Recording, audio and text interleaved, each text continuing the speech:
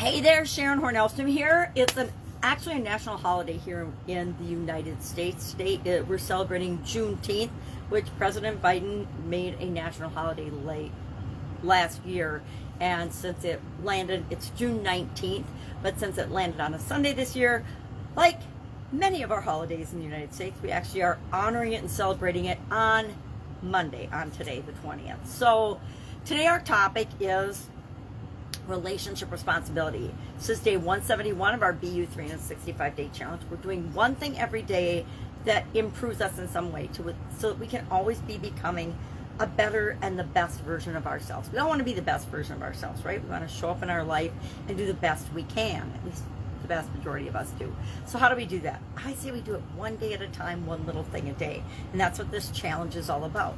This month, the month of June, we are focusing on relationships. There's 9 different areas and aspects of our life that it's the life framework I follow. There's lots of other life frameworks, but most of them can, circle around health, wealth, relationships, physical, mental, emotional, and spiritual well-being. I have physical, mental, and I learned this from Tony Robbins decades ago, physical, mental, emotional, spiritual, financial, relationships, and contribution. And then I added last year, during the pandemic, I was doing a 30-day Get Up and Go challenge where I teach the SOAP framework, which we're covering over and over again this year, because it's a great way to automatically handle changes and challenges that pop up in all of our lives. And the big ones will come to our conscious mind and we'll use the SOAP framework there. But subconsciously, through repetition, we've got the SOAP framework automatically running. So everyday changes and challenges that come our way automatically get dealt with in the best way for us. That's what the 4-step process SOAP framework stands for, is all about. So today we're talking about relationships and responsibility, our responsibility in our relationship. And what does that mean? It means taking ownership and responsibility for our actions, because that's an important part of how our relationships feel to us, how successful our relationships are, how healthy our relationships are. And we all want healthy relationships, right? If you've ever had a dysfunctional relationship or been involved in a dysfunctional relationship of any type, you know exactly what I'm talking about. You want just the opposite of that in your relationships. It also reminds us that we have control and personal power when it comes to how we behave and how we act and how our relationships actually go. Our tool today that we're going to use is creating our own personal Bill of Rights. Now, kind of our personal responsibility Bill of Rights, but what we want and what we'll contribute, what we deserve to have, and what we will contribute in a relationship. So I'm going to share 19 necessary ways to be responsible in a relationship. Why? Because it's a great list to choose from as you're creating your own personal Bill of Responsibility or Bill of Rights with respect to your relationships.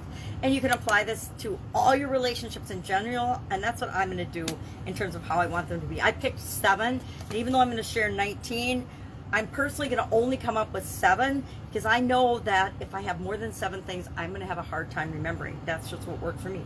It might be 3 or 4 for you. It might be 10. It might be all 19. It might be 25, whatever you want on your Bill of Rights. Your personal responsibility or Bill of Rights, or personal, I call it personal relationship Bill of Rights, because it's with respect to relationships. So what are some of these things that are necessary in our relationships that we can be responsible for? Number 1, establishing communication. Number 2, honoring commitments with each other. Number 3, being honest. Number 4, be mindful of your words. Remember, words have the power to really hurt as well as heal. Number 5, be accountable for your actions. Number 6, correct each other when needed. Number 7, apologize when you make a mistake. Number 8, respond instead of react. Number 9, remember important dates. 10, set boundaries with friendships of the, opposite or appropriate sexual orientation. I think some of the biggest challenges that people have are friend relationships with the opposite sex, where that could become a problem. Number 11, or a temptation, I guess. Number 11, do not be a distraction for each other. Number 12, manage time together. 13, Do not hide your relationship. 14, avoid too much PDA, public displays of affection. And again, that's different for every couple and what feels right for you. Number 15, be mature in solving problems. 16, set relationship goals. 17, help each other achieve personal goals. To me, this is a huge one because I didn't have it in my relationship and I think it's critical. 18, know your priorities. And 19, grow spiritually mature together. And I would add 20, grow emotionally mature together, right?